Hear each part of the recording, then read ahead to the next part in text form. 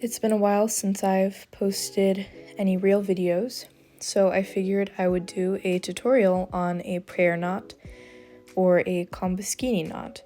So I'm going to do my best to describe this. I always find it's kind of hard. I've already started this one. You're going to have your 2 strings, wrap it around your thumb. This part's a little hard to explain. You're going to put the loop over your middle finger and go in and take that little loop, drop it off the thumb, and it should look like that right there. If it looks different, you didn't do it right, you need to restart. You're going to use the opposite string and put it through the little thumb loop, but just that one, and you should have a cross like that, little crisscross and the little X's. You're going to pick up the X's and put them over your thumb.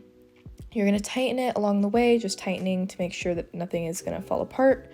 You're going to put the right string and put it through the three little loops there and through, but not under the front. Then you're going to do that second one, loop it around, and also 3, but it has to be on the other side, so it should look like this. It should make a little square in the middle, and if it looks differently, it's not correct. You're going to turn your hand, and you're going to get the 3 loops that are over both of your fingers. You should leave the little ring on. Leave the ring on your middle finger. Then on this side, you're going to see which string connects to the actual rope and hold on to that one. So you're going to hold the middle one, drop the other 2, and put that one on. Then the knot is finished. You're going to slowly tighten it, tugging each side gently, making sure that it's all coming together. If at this point it does not come together, undo it and restart it. You don't want to keep going. You're going to pull the bottom of the right and the top of the left loops to bring them up to the top. You want to pull those really hard to make sure that the knots are intact and in place. I always like to start with the left loop and hold the other 2 between my pointer and index finger. Here's a little bit more complicated to explain, but basically wherever that loop looks like it's connecting to, which in this case is the one I'm pointing at, you're going to pull that. If you have the wrong loop, it shouldn't pull. Another general rule of thumb is if your loop is not pulling, you never go backwards on a loop or else it'll ruin the knot. You're always going forward, and you're going to do this a total of 3 times. So you're going to pull it right there, making sure to pull tightly. So there we find the next connected loop, and we're going to pull that one out. So you're going to do this 3 times, and then you're going to pull the top, which we'll see in a minute. As you're doing all of this, you'll want to be praying for whoever the rope is for. If it's for yourself, O Lord Jesus Christ, Son of God, have mercy on me, a sinner. And if this is for another person, you're going to pray for them under their saint name. O Lord Jesus Christ, Son of God, have mercy on your servant Mary, or enter your name there.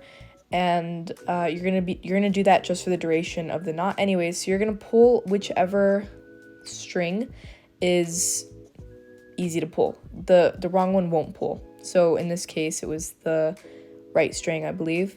And we're gonna use that loop and do the same thing on the other side, just finding the connecting loop. And sometimes it'll be a little bit hard to pull out, but if it looks like the right loop, just keep pulling. It also might be the incorrect loop. If it's really not coming out, you could try using a tapestry needle or a pick, but if those aren't working either something went wrong with the knot or you have the wrong loop, which is also easy to do. I also find it easiest that when you're learning to make prayer knots, you use a colored wool, because it's very difficult to use black because it's very hard to differentiate the different strands. So I like to use red, or multicolor is also really helpful for learning. You just don't want to throw it away. So that is the completed knot. It's not difficult once you got the hang of it. And obviously you can add a bead. I'll have another tutorial on beads and closing them off, and also the amount that you want to use for each different size. I hope that was somewhat helpful. If you have any questions, please leave them down in the comments and I'll be sure to answer any of them. Bye.